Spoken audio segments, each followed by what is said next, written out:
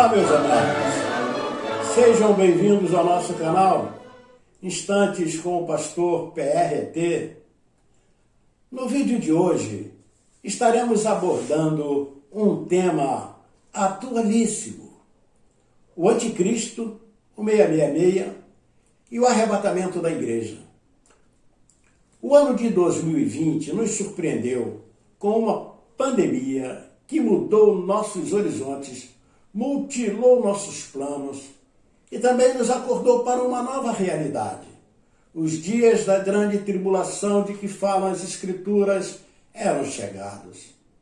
O Covid-19 invadiu o dia a dia dos povos, trazendo com ele a morte, as lágrimas, o desemprego, a fome. Trouxe também a depressão, a falência, o caos econômico. Isso nos aponta para os dias do anticristo e a grande tribulação, quando os crentes passarão por dias dificílimos. O Apocalipse, no capítulo 13, 16 a 18, traz algo inusitado. Fala-nos da marca da besta em uma profecia que demonstra com muita clareza como serão os dias dos povos a partir de então. Vejam o texto. Também obrigou a todos, pequenos e grandes, ricos e pobres, livres e escravos, a receberem certa marca na mão direita ou na testa, para que ninguém pudesse comprar nem vender, a não ser quem tivesse a marca, que é o nome da besta ou o número do seu nome. Ora, por saber que tal marca nos faria aliados do anticristo, nós, os crentes, a recusaremos de pronto.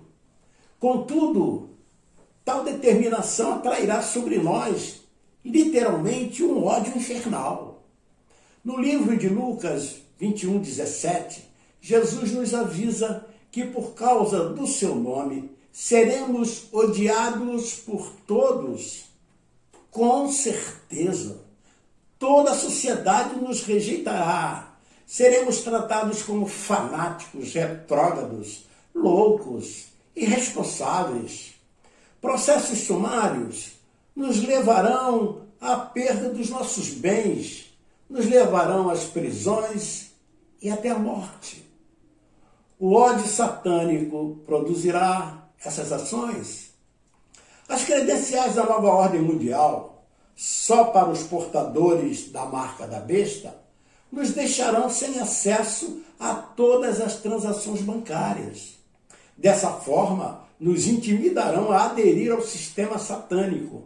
Mas, nesses momentos, não esqueçamos das palavras de Jesus. Elas estão anotadas em Mateus 16, 25.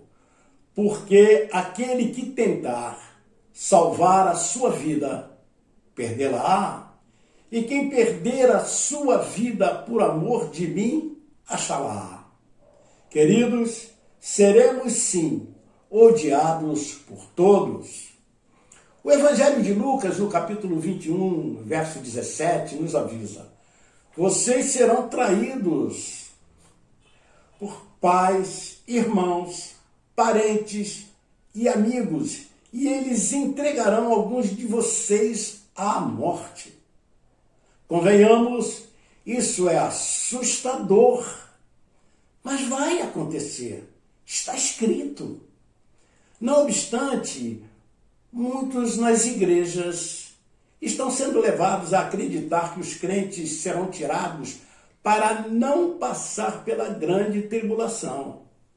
Queridos, os textos bíblicos nos dizem o contrário, ou seja, que a igreja, o corpo vivo de Cristo, estará aqui em meio à grande perseguição que contra nós moverá o anticristo. Eles, os textos, deixam claro que a igreja estará presente na terra nos dias da grande tribulação. Vejamos. O sermão profético de Jesus, narrado nos evangelhos sinóticos, no seu primeiro momento, faz uma clara referência à queda de Jerusalém e à destruição do templo. Mas no decorrer do sermão, as palavras do mestre apontam para o fim dos tempos e a grande tribulação. Os discípulos, atentos ao sermão, aproveitam para pedir a Jesus 2 esclarecimentos. Quando se cumpririam as previsões sobre a queda de Jerusalém e a destruição do templo? E quais seriam os sinais da sua vinda e do final dos tempos? Ora, a partir do verso 21, Jesus fala de uma grande tribulação como nunca houve desde o princípio do mundo, nem jamais haverá. Analisemos. Os judeus foram subjugados pela fome, pela espada, sofreram um verdadeiro massacre. E o templo, como previsto, foi inteiramente destruído. Esse foi o cumprimento da primeira parte da profecia. Do verso 21 em diante do texto de Mateus, percebe-se que Jesus passa a falar da grande tribulação. Vejamos o que ele nos diz. Porque haverá então grande tribulação como nunca houve, desde o princípio do mundo até agora, e nem jamais haverá. A tribulação que se abateu sobre os judeus foi violenta, sangrenta, desumana, letal. Contudo, ficou restrita a uma nação numa pequena região da terra. Quando Jesus fala de dias abreviados para que muitos pudessem escapar, fica claro que o mestre fazia uma referência aos cristãos da grande tribulação que a igreja, o corpo vivo de Cristo, há de enfrentar no mundo inteiro. A segunda pergunta, os discípulos fazem no sentido de saber sobre a vinda de Jesus e o fim de todas as coisas. Em Mateus 24, 29, entre outros sinais sobre a sua vinda, Jesus nos revela que imediatamente após a tribulação daqueles dias, o sol escurecerá, a lua não dará sua luz, as estrelas cairão do céu e os poderes dos céus serão abalados. E só então, diz o Senhor, aparecerá o sinal do Filho do Homem vindo nas nuvens do céu, com poder e grande glória. As palavras de Jesus não deixam dúvidas. Ele só virá depois da grande tribulação, quando aparecerá nos céus para o arrebatamento da igreja. Paulo, escrevendo aos Coríntios, na sua primeira carta, capítulo 15, 51 e 52, é enfático em dizer que ao soar da última trombeta, 2 coisas acontecerão: a ressurreição dos que dormiram no Senhor e a transformação dos que estiverem vivos em corpos incorruptíveis. E aqui cabe uma meditação. Quem seriam os vivos que serão transformados? A resposta é clara: todos os que enfrentaram o anticristo na grande tribulação e sobreviveram, porque a igreja é imbatível, indestrutível, vitoriosa. E agora, pensemos nisso.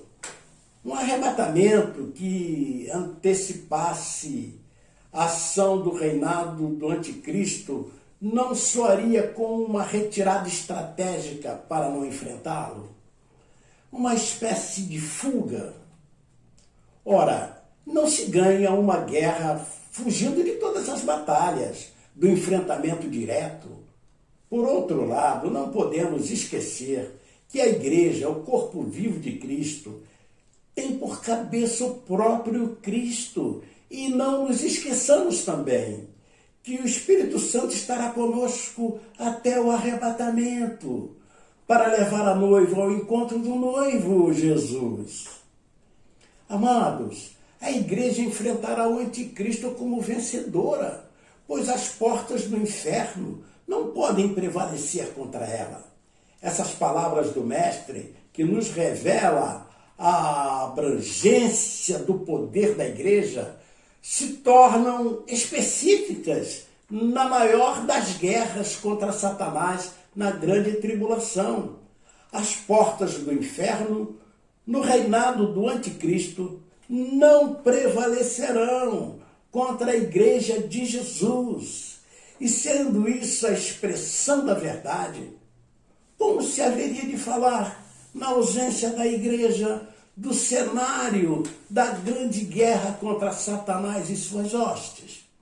Em Apocalipse 7:9 lemos: depois destas coisas olhei, e eis aqui uma multidão, a qual ninguém podia contar. Era muita gente.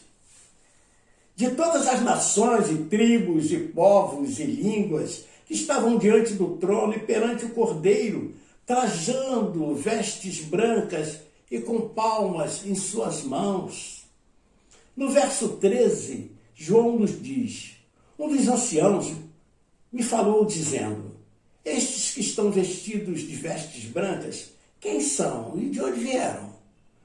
O apóstolo responde: Senhor, tu sabes. E ele me disse: estes são os que vieram de grande tribulação e lavaram e branquearam as suas vestes no sangue do Cordeiro.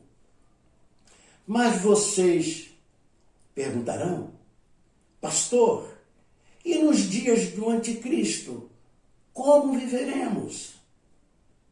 Queridos, preparemo-nos, porque seremos odiados e perseguidos por todos, a começar pelo próprio anticristo. Por não aceitarmos a nova ordem mundial, seremos colocados à margem da sociedade. Sem a marca da besta, que rejeitaremos com veemência, teremos que viver unicamente pela fé. Ainda porque, sem a assistência do Pai, do Filho e do Espírito Santo, não resistiríamos. Paulo, em sua primeira carta aos Coríntios, capítulo 10, verso 13, nos diz: fiel é Deus, que vos não deixará tentar acima do que podeis. Antes, frente à tentação, vos dará também o escape, para que possais suportar. Queridos, quando não temos soluções humanas, Deus tem para nós soluções divinas. Em Mateus 10, 37 e 38, lemos essas palavras de Jesus: quem ama seu pai ou sua mãe mais do que a mim não é digno de mim. Quem ama seu filho ou sua filha mais do que a mim não é digno de mim. Queridos, o amor a Jesus, em primeiro lugar, é a condição fundamental para se viver nos dias do anticristo. Assim, digam não à marca da besta. Aceitá-la é aliar-se ao anticristo. Recuse-a, ainda que isso lhe custe a própria vida. O autor da carta aos Hebreus, no capítulo 10, verso 38, nos exorta: o justo viverá pela fé, e se ele recuar, a minha alma não tem prazer nele. Creiam, a nova ordem mundial nos levará ao exercício tão grande da fé que nos trará o encorajamento para recusar tudo aquilo que não for de Deus. O amor a este Deus maravilhoso será muito maior do que o amor por nossas próprias vidas. Nós viveremos isso na prática. Viveremos dias em que as palavras no capítulo 8, verso 38 e 39 da carta de Paulo aos Romanos será a nossa realidade. Porque estou certo de que nem a morte, nem a vida, nem os anjos, nem os principados, nem as potestades, nem o presente, nem o porvir, nem a altura e nem a profundidade, nem qualquer outra criatura poderá nos separar do amor de Deus, que está em Cristo Jesus, nosso Senhor. Irmãos amados, a igreja luta contra as trevas desde que foi estabelecida. Nossos irmãos, através dos tempos, foram encarcerados, torturados, dilacerados pelas feras nas arenas romanas, apedrejados, fizeram deles tochas humanas, habitaram em cemitérios, passaram fome e sede, resistiram ao Império Romano. As torturas e mortes da Inquisição durante séculos, enfrentou as ditaduras anticristãs que moveram tenaz perseguição contra os crentes em Jesus. E os crentes nunca usaram armas letais para avançar vitoriosos. Avançaram porque todo o poder emana de Deus e em seu nome sempre foi e será exercido. O que é nascido de Deus, como nos ensina João, vence o mundo. E esta é a vitória que vence o mundo, a nossa fé. O resultado dessa resistência pela fé é um contingente de 980 milhões de evangélicos mundo afora. E os crentes de hoje, os crentes fiéis, terão o mesmo sentimento de Paulo quando fala aos Filipenses 1:21.